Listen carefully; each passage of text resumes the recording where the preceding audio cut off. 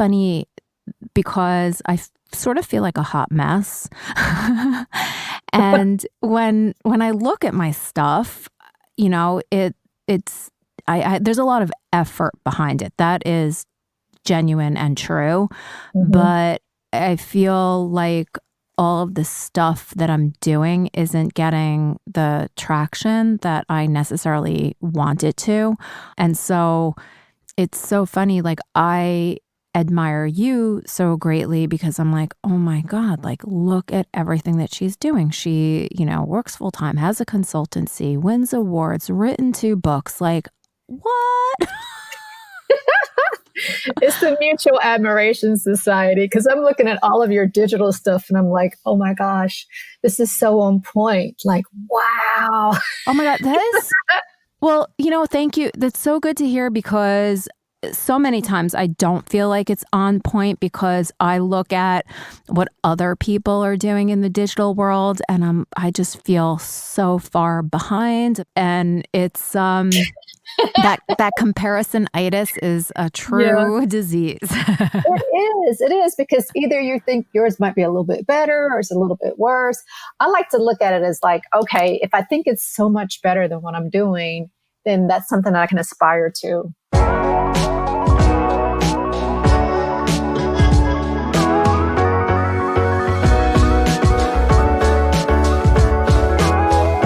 Welcome to Sugarcoated.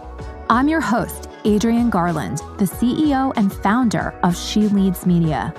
For far too long, women have been conditioned to sugarcoat their words, their actions, and the way they show up in the world, and to conform to certain cultural norms and ideals.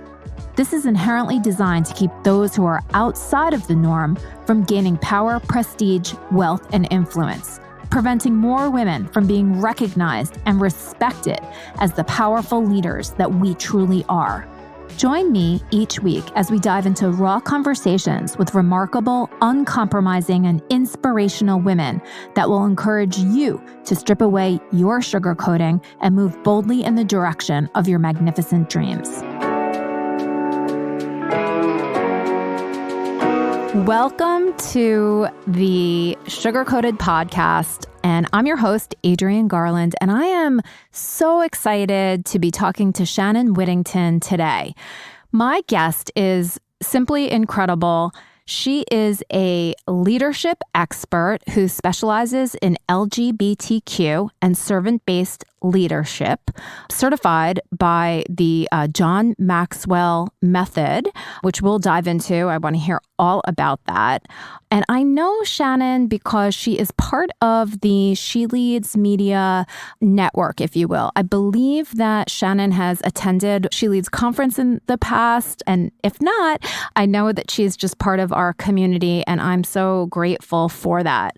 Shannon is also the prestigious winner, or the winner of the prestigious Crane's Notable LGBTQ Executives for 2020 award. And on top of all of that, she is a published author with 2 books under her belt. First is Kindergarten for Leaders, 9 Essential Tips for Grownups. And the second one that is coming out, or that she's given to her publisher, will be coming out soon, is LGBTQ+, the ABCs for Grownups. You are in for such a treat with our conversation today between Shannon and myself. Welcome, Shannon. Thank you. I'm delighted and honored to be here. I can't wait to dive in. I sort of took a glance at your LinkedIn profile, which is amazing. And it's so interesting to me, ever since your college days, you've really been immersed in this whole world of nursing and also leadership. And I find those 2 things to be a really interesting combination.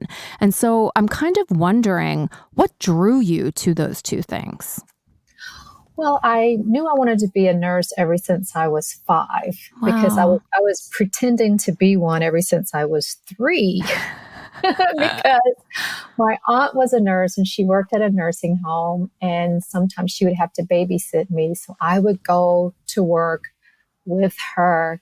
And I would give out medication, little candies. I would give the patients shots and, give them water. And so I became very comfortable around older people, which I have to say is my very favorite population now. I love the elderly. Yes. And, I thought that that's what I want to do. And I knew from a very early age, and there was no wavering in that. That's exactly what I did. And what about the leadership aspect? Well, I've had some really wonderful leaders as nurses, and then I've had some that weren't so good. And I made a decision that if I ever became a nurse leader, which I hadn't really had any plans of doing so, but it just kind of happened probably about 15 years ago, I decided that I would give everything that I wish I had when I was a nurse. And as a result of that, I created, very high performing teams, award-winning teams, very low turnover, nurses just lining up to be on my team, letting me know, please let me know when you have a cancellation. Can I work with you? Can I work with you? Can I work with you? And then that's kind of what sparked, okay, I need to write about this stuff, So I just try to be the leader that I always wanted to have. I wanted someone to value me. I wanted someone to make me feel like my opinion mattered, that didn't just treat me like a body, and to make me feel appreciated. We're doing hard work. I mean, look at what we're doing now with COVID, being exposed to, all communicable diseases and things of that nature. So I wanted someone to really appreciate my work. And that's what I try to do every day.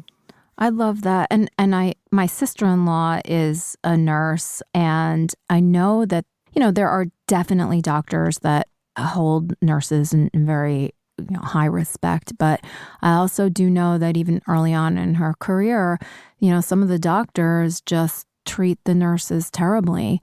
And it's really the nurses that are, managing the patients, not only their, ailments, but also their emotions. And the fact that they are not given the respect that they deserve is crazy, quite frankly. It is. There's some doctors who are just fantastic and really listen to you because we're with the patient. Right.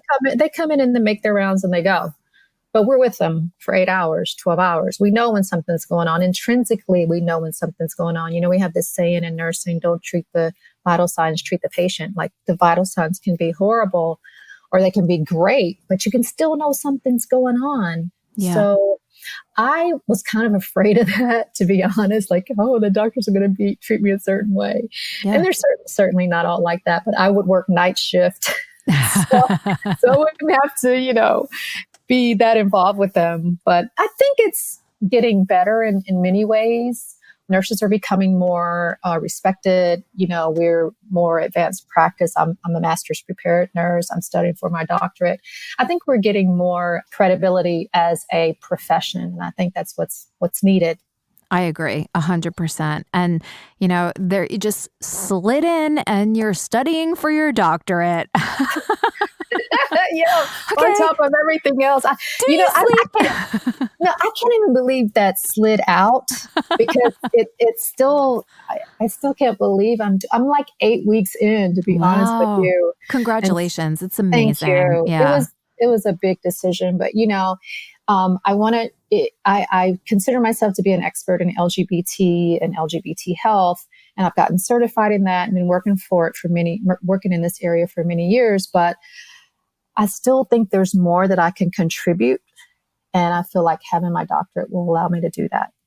I agree 100%. And that's another thing that I would love to understand. How did you sort of get involved in LGBTQ, patients' rights and care and everything? What was that origin story? Oh, that's interesting because I was listening to Ilana with Etra saying she was an unlikely founder. Yeah. And I think I'm an unlikely advocate. I'm gay myself. I've been with my wife for 21 years. And I never thought that I was going to be like the gay poster person or the gay spokesperson. It wasn't in my, I didn't even think about it. I was just a nurse who happened to be gay. Right. But probably about 4 or 5 years ago, I started working with particularly transgender patients. And I realized what a knowledge deficit we have as healthcare providers around LGBT in general. And I started speaking about, this work. And I just realized that, hey, this is an unmet need. People would come up to me after I would speak at a conference or whatever, and they would say, oh my God, my company knows nothing about this. We know nothing about LGBT. Can you come? Can you speak? And so I said, okay, this is something that needs to be done. And that's my passion for the remainder part of my life, is to change really clinical transformation around how people in the healthcare industry treat this population and become knowledgeable of this population, but also in general, having a more inclusive environment. Because if your organization is a decent size, trust me, you've got some LGBT people there. Yeah. Yeah. It's so funny. It really goes back to what you said before about treating the patient. You don't necessarily need to treat the symptom or whatever, the person is presenting with. You need to treat the human being that is in front of you.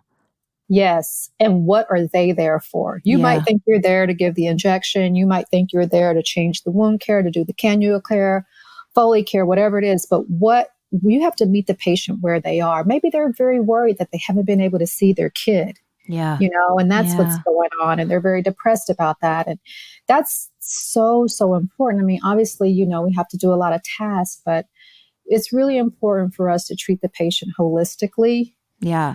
Yeah. I mean, I have so much empathy, and it's like, I can't even imagine, being transgender and feeling like you are not who you are when you look in the mirror. It just must be a devastating feeling. So, for people to go through any type of, operation to see in the mirror who they are inside, it must be so traumatic. And, having people that have that empathy and that understanding for what these patients have to go through, not just physically, which is, forget it, like that's traumatic, any type of surgery, but, the emotional part of it is something, that just kind of wondering, like, how do nurses sort of cope with that? Because they're nurses, they're not necessarily mental health professionals. Yeah, we're not, considered mental health professionals, but we do take a lot of psych classes for our bachelor's program, like almost enough to have like a minor in psych, because we know how important that is. If you don't have that part, you can just forget the rest. Yeah. You really got to have that part down, and as far as transgender issues are concerned, we aren't taught this in school. The average nursing student gets about 2 hours of education in LGBTQ. I'm still waiting to meet that nurse. And I have nurse interns, and I always ask them, they're young in their 20s, a lot of them. And I ask them, are you, did you get any education around this? And most of the time they say no. So that's what I want to change through education. Yeah, I think that that's an amazing platform for you, because I mean, just think about it. You could probably read a book or search Google and get more information than the nurses are being, taught in school, and that definitely has to change. I mean, I think the world is changing in so many different ways. I was listening to something on NPR this morning, and somebody said, it's sort of like cancer. You don't know that you have it until, it's sort of revealed and brought. And it said, not everyone's going to be a surgeon and be able to, cure the cancer. But the first step is at least knowing that it's there. And I think that is just relevant for so many different things. I mean, we are a planet full of human beings of all, like a mosaic of everything. And for us to operate in anything, whether it's nursing or business or education, for us to operate like there's only one way is ignorant. Mm-hmm. Mm-hmm. And we're a nation of humans who all bleed red. Yeah. Yeah. And there's a similarity right there. So I think, when I first started doing this work, there were, not that many people interested. No, I don't think we need that. And to now, I'm pretty busy because, like I said, depending on the size of your organization, you have LGBT people there. Yeah. And trans is like 1 in 50 people, like redheads. So there's a possibility you might have that too. And then the next question is, if you don't know, then why is that? Like, is your organization affirming for these individuals? Not saying that we all have to come out. Listen, I worked in a hospital where I was in the closet. I was there for 2 years. I didn't feel comfortable coming out. Yep. It felt horrible. Ugh. And I worked in an organization where I'm the poster person and it feels amazing, So, right, because you can be just who you are. You don't have to hide. It's like the worst feeling. Oh, and you're afraid you're going to slip up.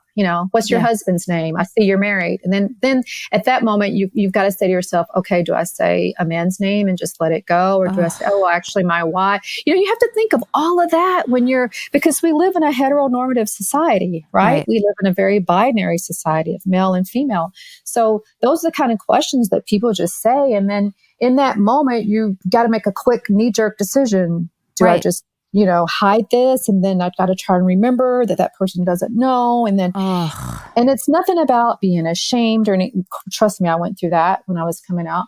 But now it's like, hey, this is me. I'm married. My wife, we've been together 24 years. I'm absolutely in love with her. Yeah. Well, and congratulations on that, by the way, because, getting past probably, 3 years is a huge accomplishment. 21 is outstandanding. So that's so beautiful. Once we were allowed to marry, we married. So we've been together for that length of time, and it's been wonderful.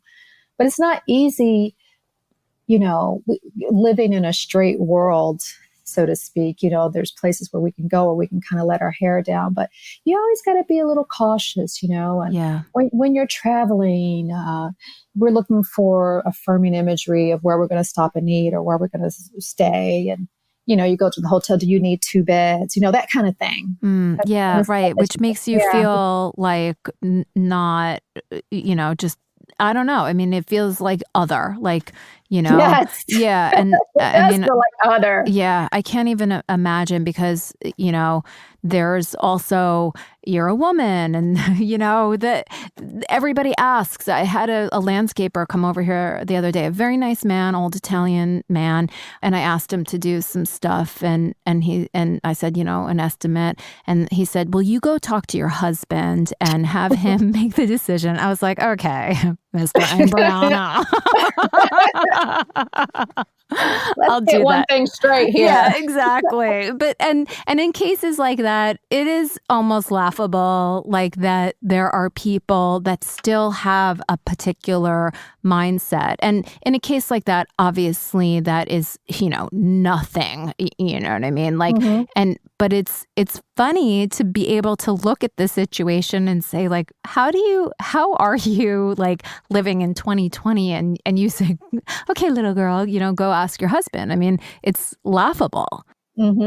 But, I don't know. I think, man, there is just so much to talk about, I think, on, what it's like to sort of operate and live in this heteronormative world, which, I wouldn't even probably use that term, but that describes it so perfectly. And you have to be the one to sort of be concerned about what other people are thinking instead of, and, then modulating your behavior or what you say or what you do based on what you think they might think. And that is just, so tiring. You totally get it. I'm exhausted. Yes. I mean, even like out at restaurants, And so, there's gay towns, right? There's P-Town, there's Fire Island and all those places where you can go. And sometimes, you just want to go where you can just let your hair down and not think about all those things that you just mentioned. Yeah.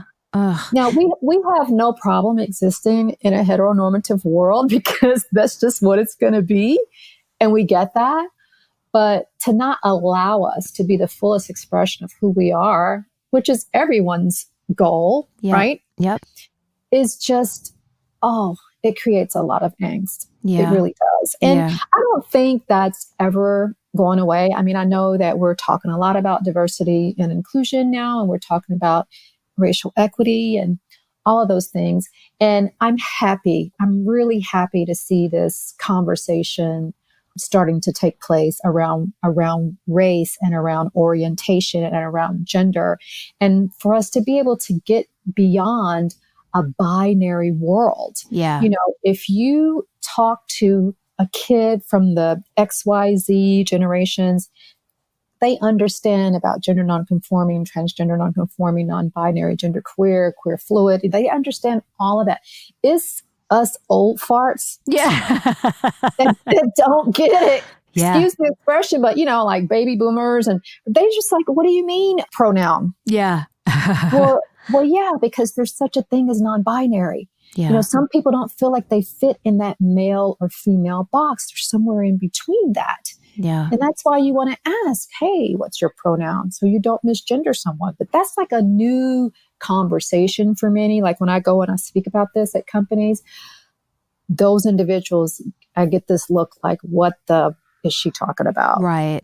I mean, even people that are in Gen X, I'm a Gen Xer, and even, people that are in my generation and friends of mine, like if they have a family member or something, they, I've had conversations with friends like, oh, my niece, and she's like, I don't even know what I'm talking about. And I'm like, you got to go educate yourself. Like, it's okay that you don't know what you're talking about if you haven't had the experience. And she's a very open-minded person, but it's like, if you haven't, but at least just go kind of research and find out before just feeling frustrated about it. Yeah. And totally offending someone too in the process. Yeah. And I think, I think that sometimes that happens too. And then you have like this guilt because you really didn't mean to offend somebody. But I think that there's a way that you can show that you are a human being who sees whoever is in front of you as another human being. And if you can sort of just be open to whatever, what, and it ranges from like your opinion, right?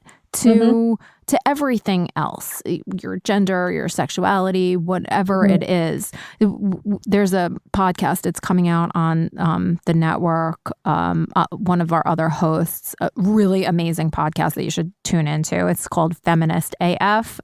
Jenny Manpa is she's just so on fire. I love her so much. But she just had an incredible conversation with I think she's a sexuality coach and therapist. I don't know if she's quite a therapist, but, she was talking about polyamory. And I was like, what? Because that's only something that I've seen on, like Showtime or something. Yes. Yeah. But this particular guest was talking about how her, the majority of her friends are polyamorous. And I'm like, that I haven't seen, I live in Long Island. I don't know. It's just until you sort of are aware of it or see it or talk about it, it's just something that you don't know. So you just have to be open to things in life. Yeah, just be open to it. And, it doesn't mean that, I always say when I'm talking, I'm not trying to convert anyone. Right. You don't have to be polyamorous. I'm not trying to convert, but I am trying to alert. Oh, I love that. Thank you. The alert is, this is here. It's not going away. Yep.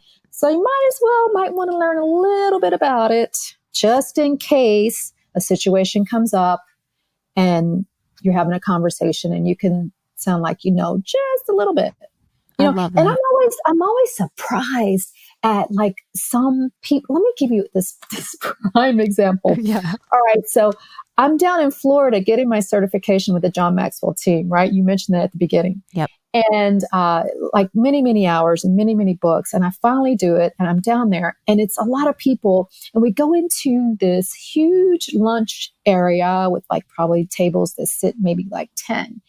And I try to sit at a different table at every meal so I can meet as many people as possible. And I go and I put my tray down and there's probably like 50-something-year-old woman to my left. There's a millennial to my right and her mother. So, eventually it always comes down to, well, what do you do? Yep. And my wife always says, why do you tell people about that? You create so much drama in conversation. I'm like, but that's what I do. Yeah. So why am I not going to say it? So I'm talking to this woman and I say, well, I educate clinicians on transgender patients after they have gender affirming surgeries. And she says, are you a transgender?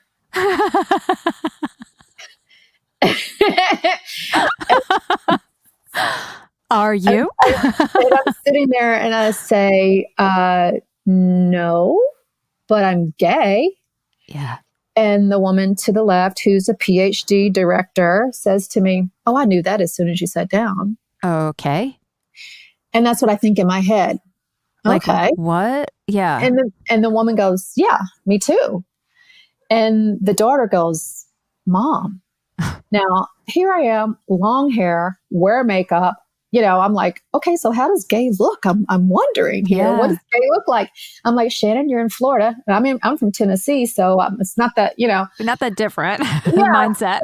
Exactly. And then I look at what I'm wearing. Well, Adrienne, I'm wearing a suit and a tie. And so I said, oh, is it because I'm wearing a suit and a tie? And the PhD goes, yeah.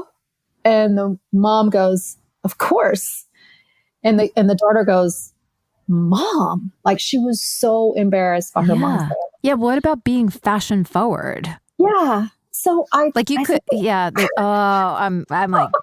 now. So I sit there for a minute and I thought, well, does this even warrant me? And I said, just so straight women wear suits and ties. Straight men wear pink shirts and lavender shirts, Yeah. Doesn't really define your orientation. So, but let me tell you what happened after. Like we go to, we have to walk down this long corridor to go to the next meeting and there's all these people. Well, I can just swear to myself that everybody's staring at me. Like everybody's staring at me. This bugged me so much that I really contemplated going back upstairs and changing my clothes. God. And then I was like, Shannon, no, you're not going to change your clothes. So of course, the next meal rolls around, right? And so I go get my tray and I was like, what table am I going to go to now? What's going to happen? And I go and I timidly sit my tray down and it's like 3 middle-aged Caucasian people, 1 woman, 2 men. And this older man says, boy, that sure is a snazzy tie you're wearing there today. That's so nice. See? And the woman says, and I love that suit. I saw you standing in line and it just looks so sharp. See? And I was like, oh my God. And I said to them, you should have heard a conversation at lunch. Yeah. But, you just don't know. You really don't know. Yeah. And it's funny because it's almost like it goes both ways. Like you probably were in judgment of like these white people, older people, like, here we go again. They're going to do the same thing to me. But meanwhile, they were like, hip and cool. And you just can't tell. And I think that's why you have to treat everybody like a human being. And, if they reveal themselves, okay, that's fine. If you reveal yourself as a racist or a bigot or, okay. But you also have to approach every situation like you did. Like you're going to sit wherever you want to sit and you're going to continue to have a conversation. And I'm going to wear whatever I want to wear. And you wear whatever you want to wear. I mean, it's just crazy. And I think another aspect of that is like unsettling is the first table, aside from the young woman who seemed, to at least be with it. Here you are at this leadership conference. Mm-hmm. Like that doesn't speak well. I know. Believe me, I thought about that. Yeah. And she was a nurse. I failed to mention that. Director of nursing. And I was like, how are you directing if your biases are, judging me because I'm wearing a suit, So tell me a little bit about your consultancy and what type of companies. Do you only work with companies that are in the healthcare field, or is it a little bit more broad? Well, it's a little bit more broad because, when I first started out, I was like, I'm only going to do healthcare companies. And because, I'm a nurse and stuff. But then I realized that all companies need that. Yeah. Even companies who have like a D&I officer, a lot of them don't really concentrate on the LGBT part. Yeah. So I really consult with various size companies and all over. And of course, LinkedIn gives me the advantage to do that because people reach out to me for, to talk to their organization, do a webinar, do teaching, online courses, that kind of thing. And there's a real need for it. I just can't believe how big of a need there is. I mean, I think it's so encouraging that companies are seeking that out, like seeking the education and the knowledge out and reaching out to you. I think that that's a really good indication. I think some companies think like, whoa, we have to do this because we will lose customers and clients because if we don't, get hip to the world. Mm-hmm. But I think there's a lot of other companies that are like, ooh, we've been doing this wrong. Like, let us get this right. Yeah. And so some of them reach out to me after they get bit. Something happened. They didn't do something they were supposed to do. Then they realize they have a problem. Like, you don't know what you don't know, right? Right. And you don't know it. So if something happens, then you're like, oh my gosh, I never thought about this. Or I'll be talking and someone will be like, wow, I never thought about that. But my company knows nothing about this either. And that happens that way also. But, let me tell you, I couldn't sell this 4 years ago. Really? Mm-mm. Nope. So it's the environment that we're living in, which is not great. But again, it has risen to the surface. Mm-hmm. And so people now see the need. I mean, I think that that's incredible. And I'm kind of like adding all of this up in my head. And still I have the question, do you sleep? You know what? I think that's so important because I know, you see these people doing their videos and they're like, I don't sleep. No, I sleep. Now, I sleep about 6 hours. I get up at 4:30 every morning. That's how I wrote my books. I got up at 4:30 every morning and I go to bed like around 9:30. So I definitely have to have my sleep, but I really try to utilize my time as wisely as possible. And I don't think I'm that good at it, Adrienne. I really don't. I think I'm a mess. I'm always surprised when I get something turned in on time. Oh, that's incredible. You know what? That's so real though. Like, and I think that's something that also needs to come to light. I mean, this Sugarcoated podcast is about having really open, honest conversations about, business, about some of the challenges that women face because, LGBTQ, the whole idea behind this is for far too long, we have had to, sugarcoat what we say, who we are, how we act. And I specifically launched it because, I'm a woman in business and we always have to conform. But I mean, a step further, your identity, sugarcoating that for the benefit of somebody else, it's bullshit and it needs to end. But I also think that what we were talking about earlier before, we got on is about just, this shiny exterior and how, stuff is hard. And all of the proof, the books and the consulting and the working, and getting up at 4:30 in the morning. Like, it all is amazing. But on the back end of it, it's not easy, and it's not always pretty. Yeah. I mean, people see the product, they don't see the work. Yeah. My wife, she when she comes home from work, she's like, am I going to see you today? Yeah. Right. Right. Are you going to put that thing down? Like, let me tell you, 2 weeks ago, I had this big project due for school. Yeah. And I said to her, hon, I think my legs are becoming detached from my body.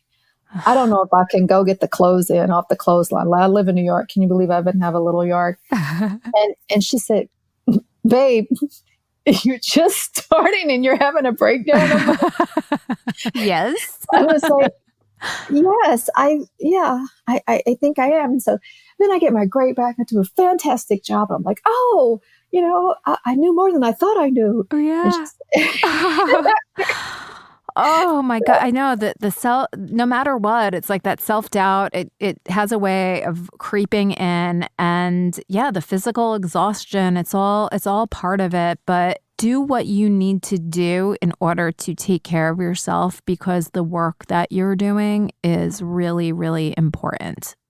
Yeah, thank you for that. Yeah. I have to remind myself of that. That's why, I have my little dog, and we go for our walks really early every morning, and I'm out on the balcony listening to the birds, and because you just have to have that balance. It just can't be all work, Yes. But I think, what I feel like, though, I don't know if you feel like this, but like I feel like I kind of like woke up like maybe 2 years ago, Yeah. And I was like, oh, it's taken me this long to figure this out. It's a shame. No. Okay. So you got to catch up for all these years that you were just kind of floating on pause or whatever you want to call it, and I just finally decided I was going to take charge of my life and take charge of my finances. And the only way that I was going to be able to do that was to do that myself and not depend on a company to do it, create the life that I want myself. And what does that involve? Well, it involves all these things that I'm doing. And I know, it's kind of like, I love when I watch my yard, because I know I've got crocus underneath and I don't see them for so many months, but stuff is germinating underneath the surface. You can't see it, but you come March, those little things start perking up through the mulch, I'm like, all this time things were germinating. So I feel like, I've been in that phase for about 2 years, and I've just started to see a few crocus pop up in my life. And it's been beautiful. Listen, I'm talking to you today, Yeah. I love that analogy so much. And I'm right there with you. I don't know what it is, like that. It's like you're just following some, path that someone else laid out for you. And then you're like walking. You're like, where am I? And it's a safe path. Yeah. You know what I mean? Because that's what our parents want. They want us to be safe and have benefits and have insurance and all these things, and don't take risk. And, sometimes I'll tell my mom what I'm going to do, and she's like, what? Yeah. No, oh, I'm right there with you. My mother thinks that I am insane. I wouldn't do that if I were you. You need to watch it. You need to watch it. I'm like, watch what? Do nothing?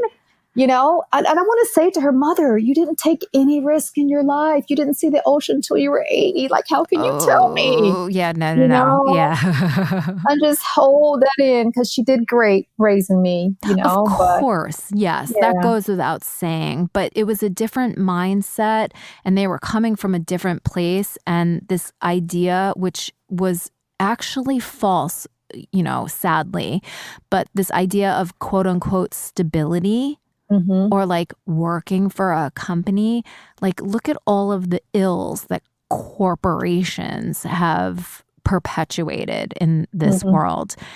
It is not stable. It is, not secure. No. So, yeah. It's a false sense of stability and security. Yes, it's really not real. It's not real at all. It's not real at all. And you do have to very much rely on yourself and operate. I've said this for a long time, operate as a free agent and never get too attached to any one thing. You have to be willing to move on. Yeah, it's true. And, especially with nurses, we're conditioned in school. You graduate, you go to work at a hospital, you go to work in a doctor's office. But like I said earlier, that's changing. Nurses are becoming authors. Nurses are becoming entrepreneurs. They're owning their own business.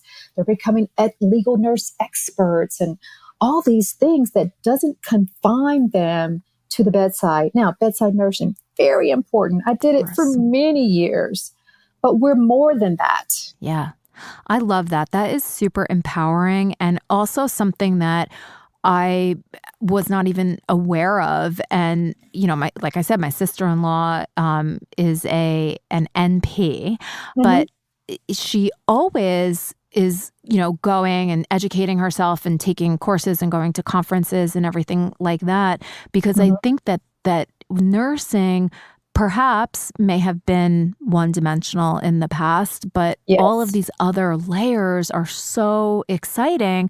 I think that, that sounds like an amazing concept for a new podcast. Yes, why not? Yeah. Don't want to add anything else to your plate, but yeah. Yeah, sure. Yeah. But I mean, I love, where my life is at the moment. I love the direction that I'm going.